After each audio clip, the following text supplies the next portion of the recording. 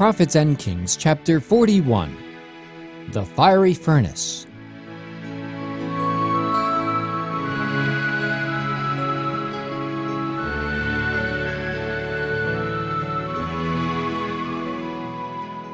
The dream of the great image, opening before Nebuchadnezzar events reaching to the close of time, had been given that he might understand the part he was to act in the world's history, and the relation that his kingdom should sustain to the kingdom of heaven.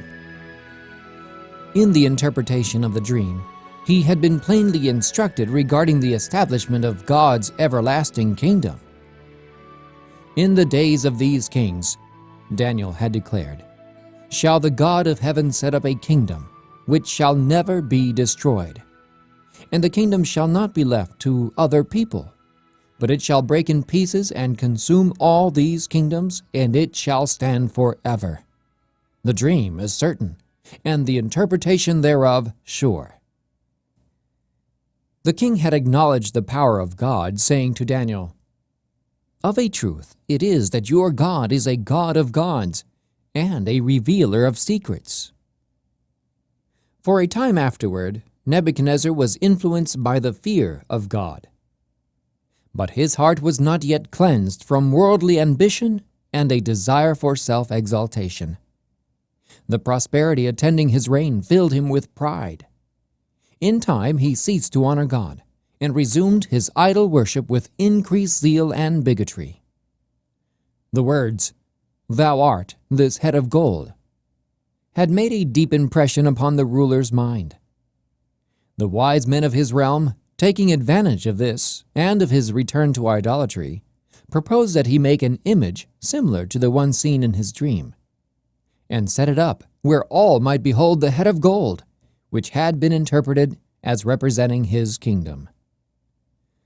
Pleased with the flattering suggestion, he determined to carry it out and to go even farther.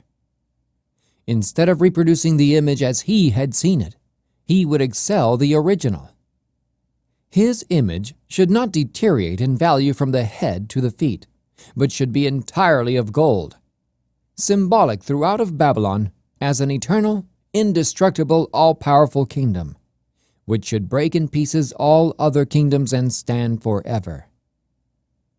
The thought of establishing the empire and a dynasty that should endure forever appealed very strongly to the mighty ruler before whose arms the nations of earth had been unable to stand. With an enthusiasm born of boundless ambition and selfish pride, he entered into counsel with his wise men as to how to bring this about. Forgetting the remarkable providences connected with the dream of the great image, forgetting also that the God of Israel, through his servant Daniel, had made plain the significance of the image, and that in connection with this interpretation, the great men of the realm had been saved an ignominious death, forgetting all except their desire to establish their own power and supremacy, the king and his counselors of state determined that by every means possible they would endeavor to exalt Babylon as supreme and worthy of universal allegiance. The symbolic representation by which God had revealed to king and people his purpose for the nations of earth was now to be made to serve for the glorification of human power. Daniel's interpretation was to be rejected and forgotten. Truth was to be misinterpreted and misapplied. The symbol designed of heaven to unfold to the minds of men important events of the future was to be used to hinder the spread of the knowledge that God desired the world to receive. Thus, through the devisings of ambitious men, Satan was seeking to thwart the divine purpose for the human race. The enemy of mankind knew that truth unmixed with error is a power mighty to save, but that when used to exalt self and to further the projects of men, it becomes a power for evil. From his rich store of treasure, Nebuchadnezzar caused to be made a great golden image, similar in its general features to that which had been seen in vision, save in the one particular of the material of which it was composed. Accustomed as they were to magnificent representations of their heathen deities, the Chaldeans had never before produced anything so imposing and majestic as this resplendent statue, 60 cubits in height and 6 cubits in breadth. And it is not surprising that in a land where idol worship was of universal prevalence, the beautiful and priceless image on the plain of Dura, representing the glory of Babylon and its magnificence and power, should be consecrated as an object of worship. This was accordingly provided for, and a decree went forth that on the day of the dedication, all should show their supreme loyalty to the Babylonian power by bowing before the image. The appointed day came, and a vast concourse from all people, nations, and languages assembled on the plain of Dura. In harmony with the king's command, when the sound of music was heard, the whole company fell down and worshipped the golden image. On that eventful day, the powers of darkness seemed to be gaining a signal triumph. The worship of the golden image bade fair to become connected permanently with the established forms of idolatry recognized as the state religion of the land. Satan hoped thereby to defeat God's purpose of making the presence of captive Israel and Babylon a means of blessing to all the nations of heathendom. But God decreed otherwise. Not all had bowed the knee to the idolatrous symbol of human power. In the midst of the worshiping multitude, there were 3 men who were firmly resolved not thus to dishonor the God of heaven. Their God was King of kings and Lord of lords. They would bow to none other. To Nebuchadnezzar, flushed with triumph, was brought the word that among his subjects there were some who dared disobey his mandate. Certain of the wise men, jealous of the honors that had been bestowed upon the faithful companions of Daniel, now reported to the king their flagrant violation of his wishes. "O king, live forever," they exclaimed. "There are certain Jews whom thou hast set over the affairs of the province of Babylon, Shadrach, Meshach, and Abednego. These men, O king, have not regarded thee. They serve not thy gods, nor worship the golden image which thou hast set up." The king commanded that the men be brought before him. "Is it true," he inquired, "do not ye serve my gods, nor worship the golden image which I have set up?" He endeavored by threats to induce them to unite with the multitude. Pointing to the fiery furnace, he reminded them of the punishment awaiting them if they should persist in their refusal to obey his will. But firmly the Hebrews testified to their allegiance to the God of heaven and their faith in his power to deliver. The act of bowing to the image was understood by all to be an act of worship. Such homage they could render to God alone. As the 3 Hebrews stood before the king, he was convinced that they possessed something the other wise men of his kingdom did not have. They had been faithful in their performance of every duty. He would give them another trial. If only they would signify their willingness to unite with the multitude in worshiping the image, all would be well with them. "But if ye worship not," he added, "ye shall be cast the same hour into the midst of a burning fiery furnace." Then, with his hands stretched upward in defiance, he demanded, "Who is that God that shall deliver you out of my hands?" In vain were the king's threats. He could not turn the men from their allegiance to the ruler of the universe. From the history of their fathers, they had learned that disobedience to God results in dishonor, disaster, and death, and that the fear of the Lord is the beginning of wisdom, the foundation of all true prosperity. Calmly facing the furnace, they said, "O Nebuchadnezzar, we are not careful to answer thee in this matter. If it be so, if this is your decision, our God whom we serve is able to deliver us from the burning fiery furnace, and he will deliver us out of thine hand, O king." Their faith strengthened as they declared that God would be glorified by delivering them, and with triumphant assurance, born of implicit trust in God, they added, "But if not, be it known unto thee, O king, that we will not serve thy gods, nor worship the golden image which thou hast set up." The king's wrath knew no bounds. Full of fury, the form of his visage was changed against Shadrach, Meshach, and Abednego, representatives of a despised and captive race.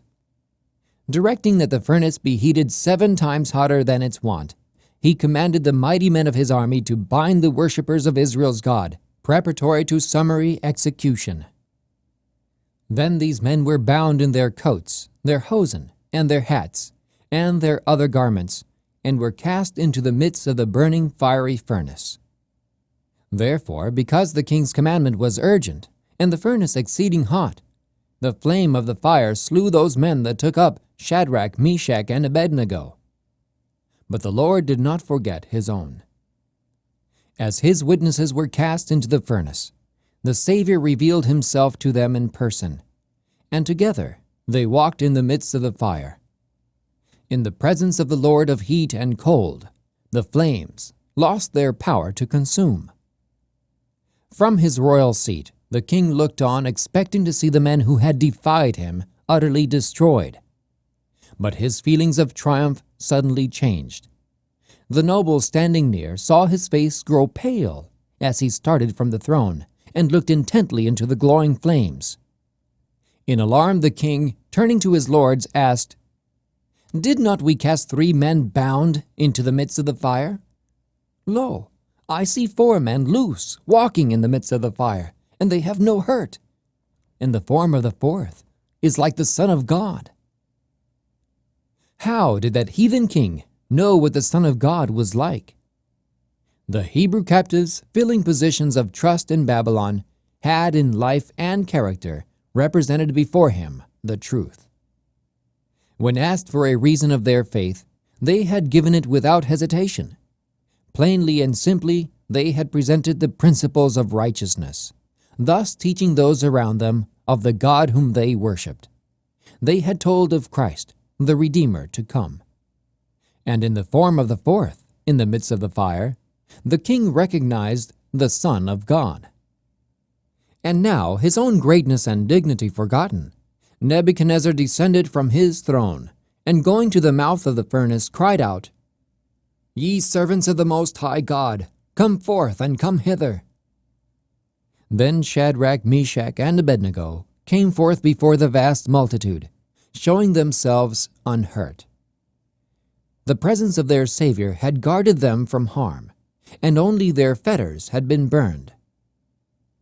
And the princes, governors, and captains, and the king's counselors being gathered together saw these men, upon whose bodies the fire had no power, nor was an hair of their head singed, neither were their coats changed, nor the smell of fire had passed on them. Forgotten was the great golden image set up with such pomp. In the presence of the living God, men feared and trembled.